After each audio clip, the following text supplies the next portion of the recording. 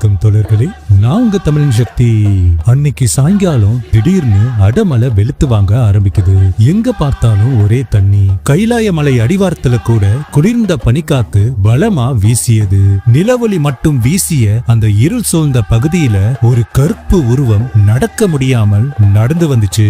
நொடிக்கு ஒரு முறை வெட்டிய மின்னல் வெளிச்சம் அவள் உருவத்தை அடையாளம் காட்டியது. அவ உடம்புல தோல் இல்ல, சதை இல்ல, வெறும் எலும்பு கூடாக இருந்த அவள் கண்டிப்பாக ஒரு பெண் தான். இது ஒரு பொண்ணோட கதை. ஆனா சாதாரண பொண்ணு இல்ல. தன்னுடைய அழகையே வெறுத்தவ, தன்னுடைய உடம்பையே துறந்தவ, மனுஷ உருவத்தையே மறுத்தவ. அவ பயங்கர ரூபத்தை பார்த்து எல்லாரும் பயந்தாங்க. யார் இவ? மனுஷியா, பேயா, அரக்கியா? அவளுடைய ஒரே இலக்கு கைலாயம். சிவபெருமான் வாழ்ற அந்த புனிதமான மலை, அந்த ஈசனை தரிசிக்கணும். அவ மனசு முழுக்க அந்த ஒரு ஆசை மட்டும்தான். அவளால முடிஞ்ச அளவு வேகமா நடந்தா. ஒரு வழியா கைலாய மலை அடிவாரத்தை அவ அடைஞ்சா. இந்த புனிதமான பூமிய காலால மிதிக்கிறதா? இது என் சிவபெருமான் வாழ்ற இடம். அத நான் கால வச்சு அசுத்தப்படுத்த கூடாது அப்படின்னு அவ நினைச்சா. அடுத்த நொடி பார்ப்பவர் அனைவரின் நெஞ்சையும் பதற வைக்கும் அந்த ஒரு நிகழ்வு அரங்கேறியது. தன் எலும்பு கைகளை தரையில ஊன்றி தலைகீழாக நின்றாள். வெறும் கைகளையும் தலையையும் பயன்படுத்தி மலையேற ஆரம்பித்தாள். யார் இந்த பெண்? ஏன் இந்த பேய் உருவம்? எதுக்காக இந்த பயணம்? பக்தியின் எல்லா எல்லைகளையும் உடைத்து 63 நாயன்மார்களில் அமர்ந்த கோலத்தில் காட்சி அளிக்கக்கூடிய ஒரே நாயன்மார், ஆதியும் மந்தமும் இல்லாத அந்த சிவபெருமானே அம்மா என்று அழைத்து அந்த பரம்பொருளுக்கே தாயாக விளங்கிய ஒரே பெண்மணி. ஒரு பெண்ணாய், மனைவியாய், துறவியாய், பேயாய் என தன் வாழ்வில் பல பரிணாமங்களை எடுத்த, ஆச்சரியங்களும் மர்மங்களும் பல கொண்ட காரைக்கால் அம்மையாரின் உண்மை வரலாற்றை அறிவோம் வாங்க. வணக்கம் தோழர்களே, நான் உங்க தமிழன் சக்தி.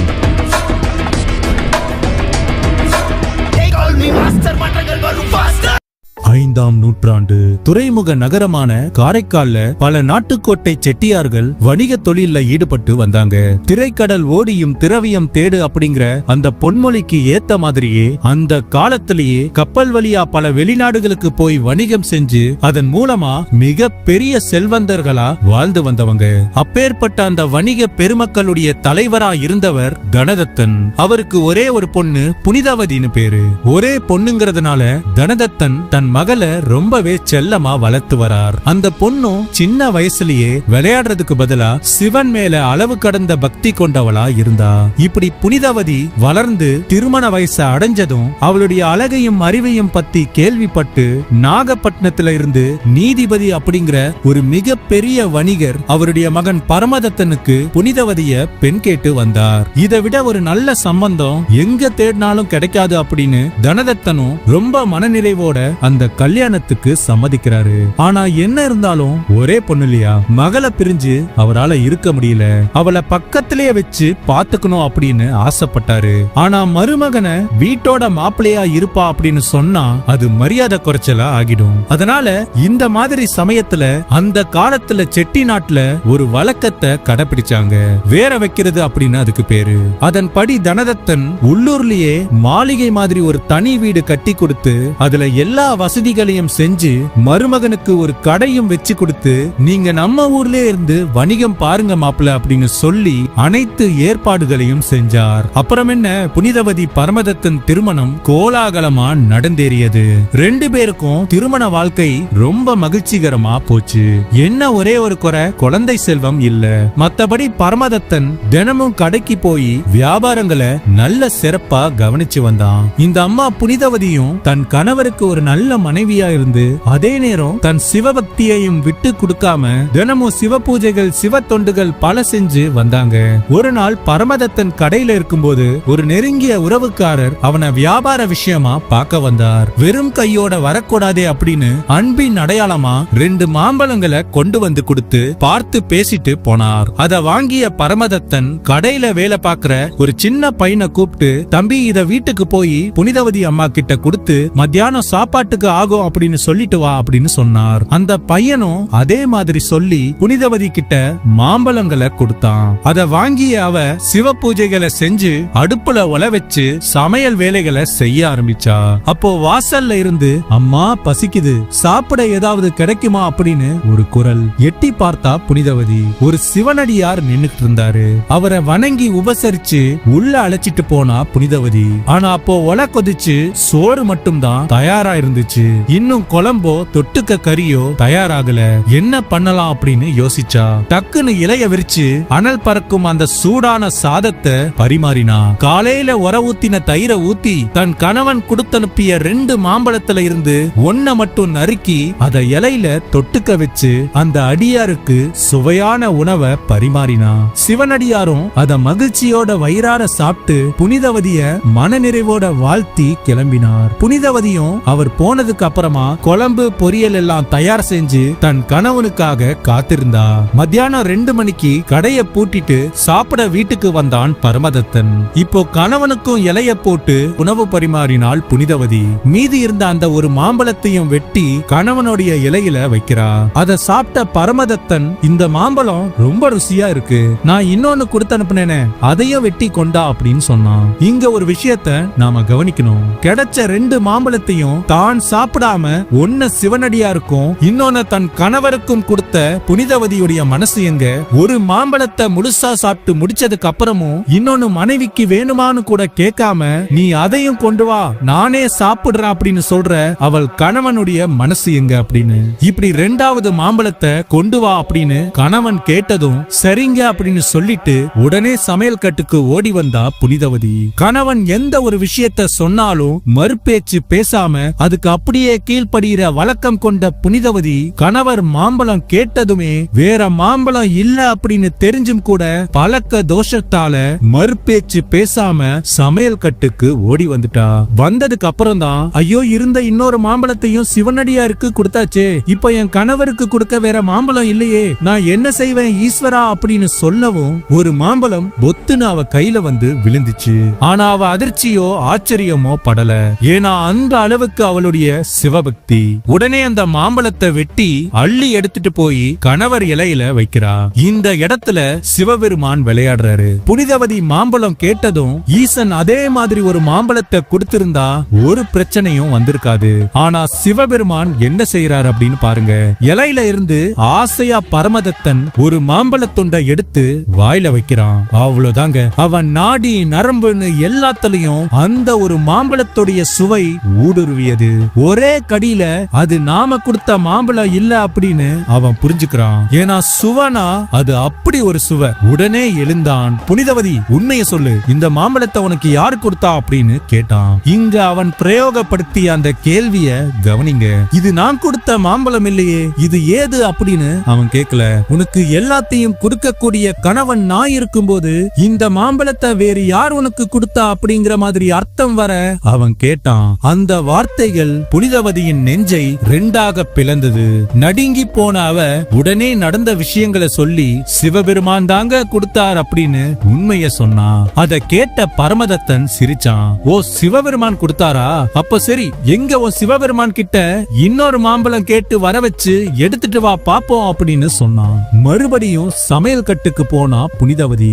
சிவபெருமானே, போன தடவை நீ மாம்பழம் கொடுக்காம போயிருந்தா கூட பரவாயில்ல, ஆனா இந்த வாட்டி நீ கொடுக்கல அப்படின்னா நீ ஒருத்தன் இருக்கிற அப்படிங்கறதுக்கே அர்த்தம் இல்லாம போயிடும் அப்படின்னு வேண்டினாள். தொப்புன்னு இன்னொரு மாம்பழம் அவ கையில வந்து விழுந்துச்சு. அதை எடுத்துட்டு ஓடி வந்து பரமதத்தன் கிட்ட நீட்டினா. அது ஆச்சரியத்தோட அவன் கையில வாங்கி பார்த்தான். அடுத்த நொடியே அது அவன் கையில இருந்து மறைஞ்சு போனது. சிவபெருமான் எப்பேற்பட்டவர் அப்படின்னு பாருங்க. எங்க இந்த அம்மா சமையல் கட்டுல நிறைய மாம்பழத்தை ஒளிச்சு வச்சுக்கிட்டு ஒன்னொன்னா எடுத்துட்டு வந்து ஏமாத்துறாளோ அப்படின்னு இந்த பரமதத்தன் நினைக்க கூடாது அப்படின்னு அவன் கையில மாம்பழம் இருக்கும் போதே அவன் கண்ணு முன்னாடியே அத மறைய வச்சாரு.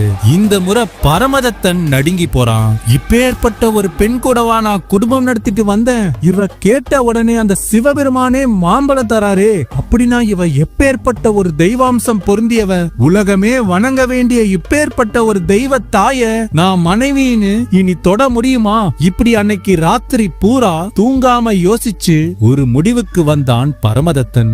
மறுநாள் விடிஞ்சதும், அம்மா புனிதவதி, நான் கப்பல்ல வெளிநாட்டுக்கு போய் வியாபாரம் செய்யலான்னு இருக்கேன், நீ என்ன சொல்ற அப்படின்னு கேட்டான். அதுக்கு புனிதவதி, உங்க விருப்பம் எதுவோ அதுதான் ஏன் விருப்பம் அப்படின்னு சொல்ல, அதையே தனக்கு சாதகமாக்கி இதுதான் சாக்குன்னு மூட்டை முடிச்செல்லாம் கட்டிக்கிட்டு போயிட்டு வரேன்னு சொல்லிட்டு கப்பல்ல ஏறி வெளியூர் கிளம்பி போறான் பரமதத்தன். அங்க போய் வியாபாரம் செஞ்சு நல்ல வருமானம் வந்ததுக்கு அப்புறமா நம்ம ஆளு என்ன பண்றான் அப்படின்னு பாருங்க. திரும்ப காரைக்காலுக்கு வராம நேரா பாண்டிய நாட்டுக்கு போறான். அங்க போய் ஒரு கடைய போட்டு அந்த ஊரை சேர்ந்த ஒரு பொண்ணையே 2வது கல்யாணம் பண்ணிக்கிட்டு சந்தோஷமா வாழ ஆரம்பிக்கிறான். இப்படி அவனுக்கு அங்க ஒரு பெண் குழந்தையும் பிறக்குது.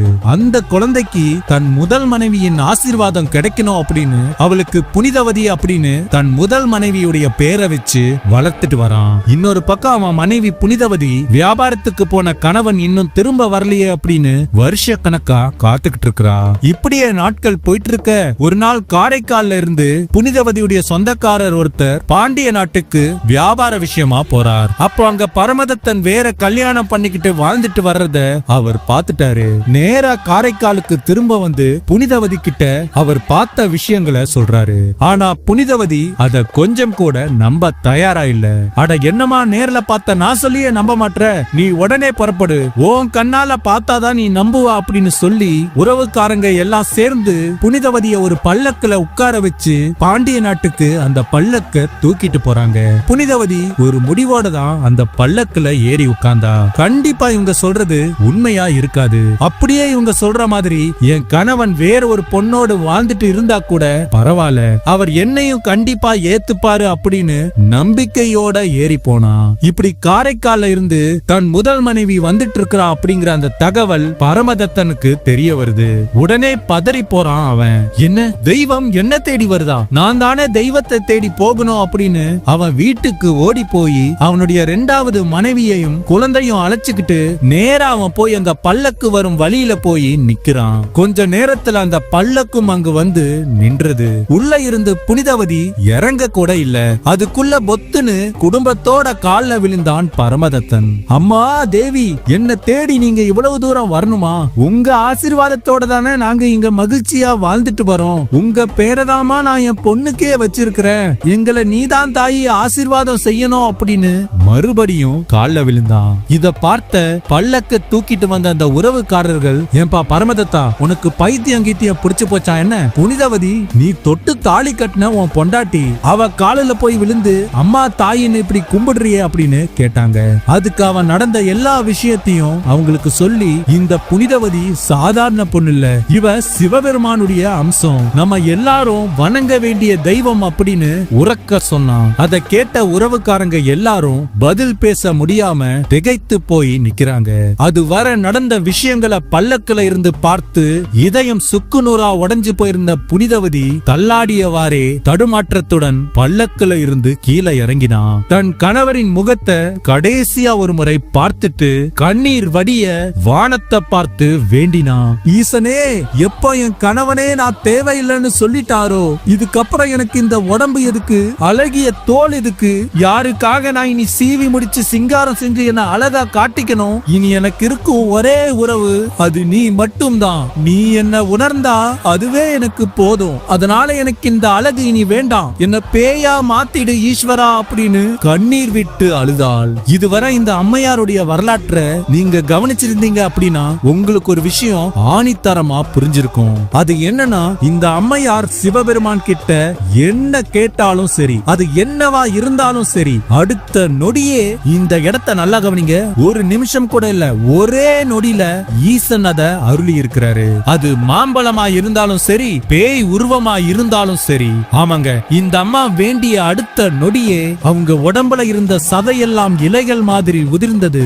அந்த இடத்திலேயே அந்த நொடியே அனைவர் முன்னிலையிலும் அவளுடைய தோலும் முறிந்து மண்ணில் விழுந்து ஒரு விகாரமான எலும்புகள் மட்டுமே கொண்ட பேய் உருவத்தை அடைந்தார். அந்த உருவத்தை பார்த்து அதுவரை அவளை பல்லக்குல வச்சு தூக்கிட்டு வந்த அவளுடைய நெருங்கிய உறவுக்காரங்களே தலை தெறிக்க ஓடினாங்க.